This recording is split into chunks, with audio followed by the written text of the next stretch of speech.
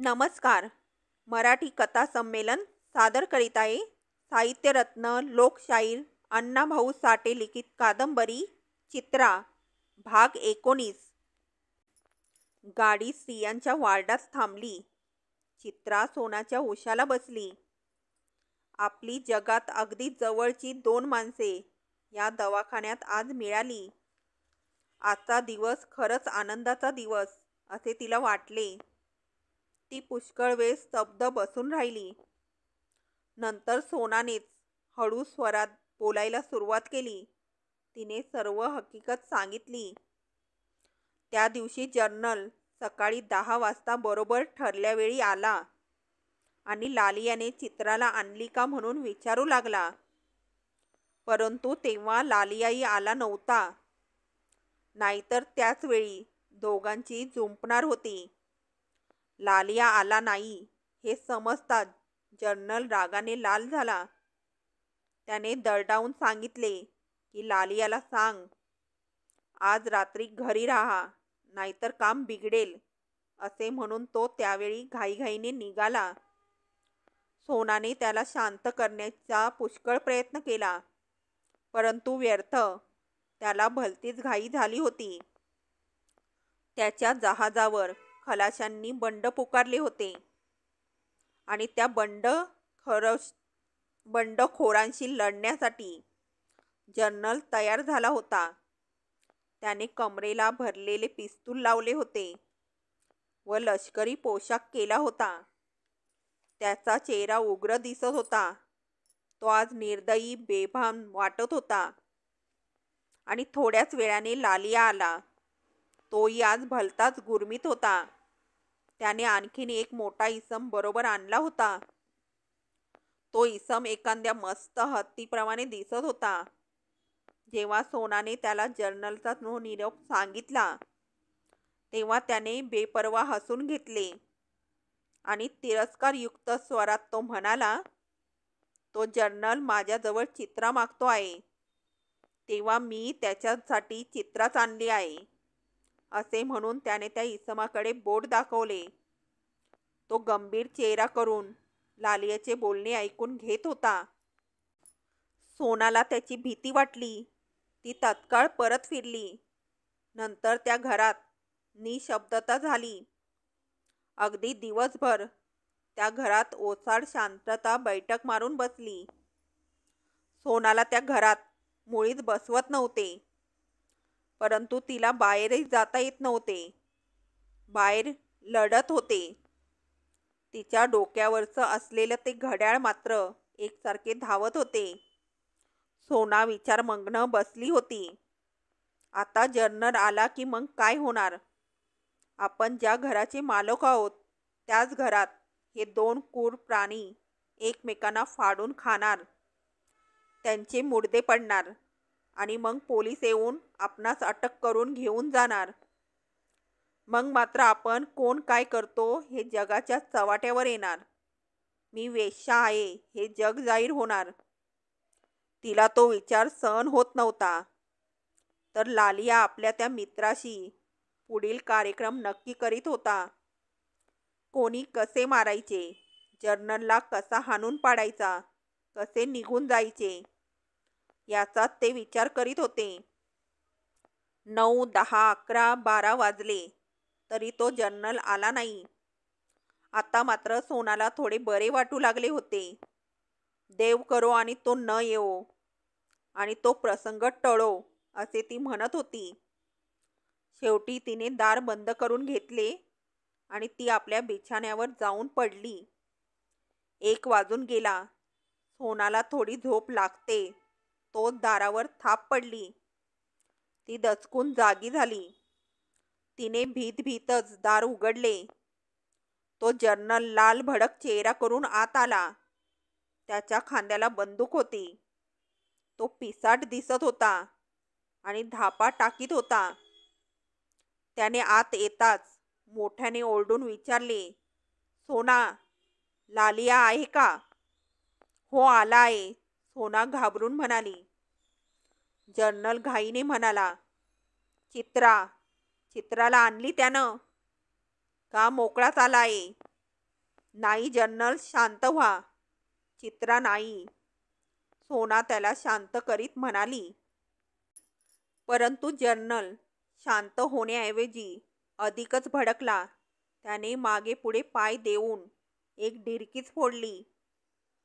एखाद्या वळू बैलाने डिरकी फोडावी तसा तो म्हणाला, ए हरामखोर भडव्या, चित्रा कुठाय? चल बोल. आणि त्या पलीकडच्या अंधारातून आवाज आला, तू हरामखोर साला. तो आवाज लालियाचा होता. तो आपल्या खोलीत अंधार करून बसला होता. जनरल भेदरल्याऐवजी भडकूनच गेला. त्याने एकदम उसळीच घेतली आणि क्षणात तो अंधारात गडप झाला आणि हाणामारीला सुरुवात झाली. त्या अंधारातून आरडाओरडा आणि दणक्यांचे आवाज तेवढे बाहेर पडू लागले. त्याबरोबर अश्लील शिव्या आणि रेटारेटी ऐकत सोना मात्र बाहेर उभी राहिली. सर्व इमारत हादरू लागली. सर्व लोक जागे झाले. सोनाच्या घरात दंगल माजली, परंतु ती सोनाला दिसत नव्हती. शेवटी एकदम जनरल पुन्हा धावतच त्या अंधारमय खोलीतून बाहेर उजेडात आला आणि त्याच्या पाठोपाठ लालिया आणि त्याचा तो मित्रही खळवळून धावत बाहेर आला. आणि लगेच सोनाच्याच खोलीत त्या तिघांची झटपट सुरू झाली. जनरलने लालियाचे मानगूट दोन्ही हातांनी आवळून धरले होते. त्याच्या खांद्यावरची बंदूक निकामी लडबडत होती आणि लालियाचा मित्र जनरलला चेचून काढीत होता. परंतु जनरल काही केल्या खाली पडत नव्हता आणि लालियाची गर्दन मोकळी होत नव्हती. घरात हैदोस चालू होता. सोना भेदरून गेली होती. हे भांडण सोडवावे असे तिला वाटत होते. परंतु शिकारी कुत्र्याने डुक्कर पकडल्याप्रमाणे जनरलने लालियाला पकडले होते. सोना विचार करू लागली. इतक्यात लालियाने आपली मान त्या मगर मिठीतून मोकळी करून घेतली. लालिया निसटून जाताच त्याचा मित्र पाठीमागे सरून पावित्र्यात उभा राहिला आणि जनरलने बंदूक काढली आणि बंदुकीच्या दस्तानेच लालियाला ठार करण्याचा विचार करून तो पुढे झाला. लालियावर धावला. तोच पाठीमागून त्याच्या पाठीत खुर्ची बसली.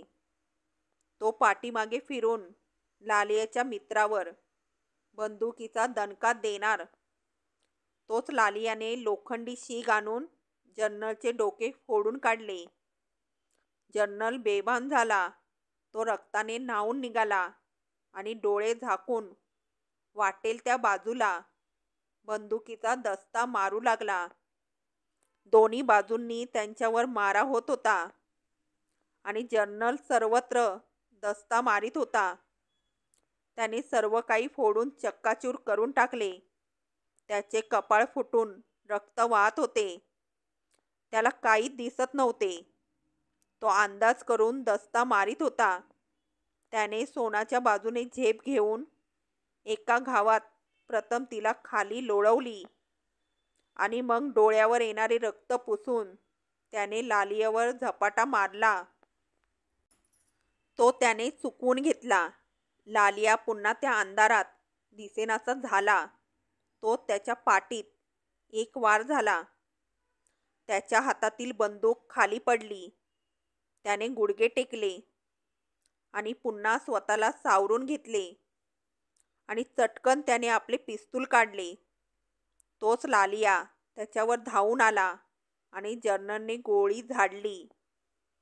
लालियाचे कपाळ फुटून गोळी आरपार गेली. लालिया खाली पडला आणि लालियाच्या मित्राने झडप घेऊन जनरलच्या पोटात सुरा मारला. जनरलची आतडी सर्वत्र विस्कटली गेली आणि त्याने पडूनच त्या इसमावर धड धड धड अशा सर्व गोळ्या झाडून घेतल्या. सोनाने चित्राला घरात झालेल्या त्या भयंकर मारामारीची हकीकत हळूहळू सांगितली. ती ऐकून चित्राला भीतीच वाटली. तिने सोनाला कुळवाळीत सांगितले, बरं झालं. आता तू घाबरू नको. धीर धर. मी जिवंत आहे. मी तुला मरू देणार नाही. तू मात्र मरू नको. सोनाने डोळे झाकले. त्याबरोबर तिच्या डोळ्यातून अश्रूंच्या धारा घरघळून खाली कानाकडे धावल्या. तानूबाईलाही रडू कोसळले. ती सोना डोळे उघडून मंद स्वरात म्हणाली, चित्रू, तुझं लग्न झालं? नाही अजून. चित्रा डोळे पुसीत म्हणाली. कधी होणार? सोनाने प्रश्न केला. होईल लवकरच. चित्रा उद्गारली. कोणाशी होणार? पुन्हा सोनाने प्रश्न केला. आणि चित्रा लाजली. तिच्या दुःखी चेहऱ्यावर लाज तरळू लागली. आणि मध्येच तानूबाई म्हणाली, आमच्या जयाबरोबर तिचं लगीन होणार आहे. हे ऐकून सोना हसली.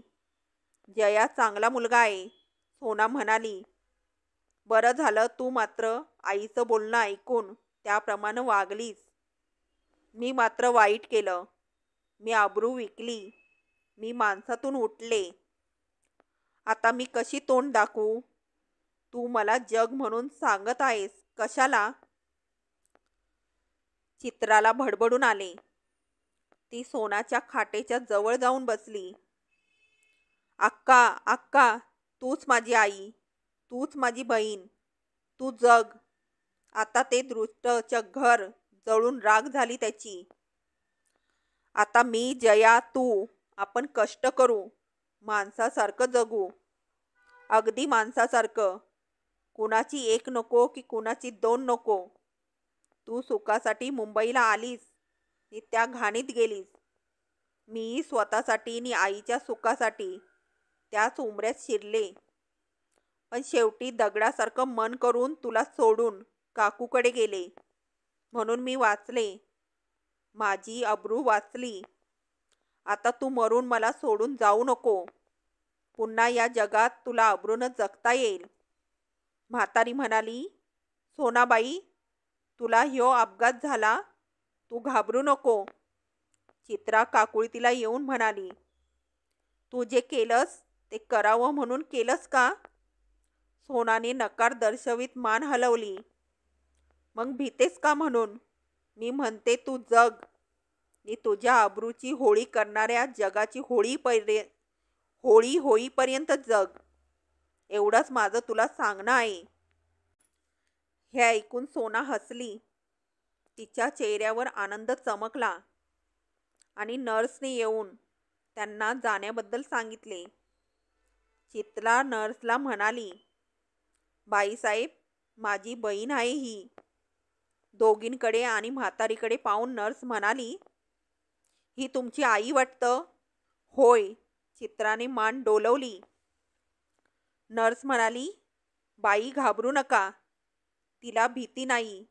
ती जगेल. चित्राला आनंद झाला. आपली अक्का मरणार नाही. आपला जया मरणार नाही. आपण आता आनंदात दिवस काढू. असा तिने मनाला धीर दिला. आणि रोज तुला भेटायला येईल असे सोनाला सांगून चित्रा व तानूबाई उठल्या.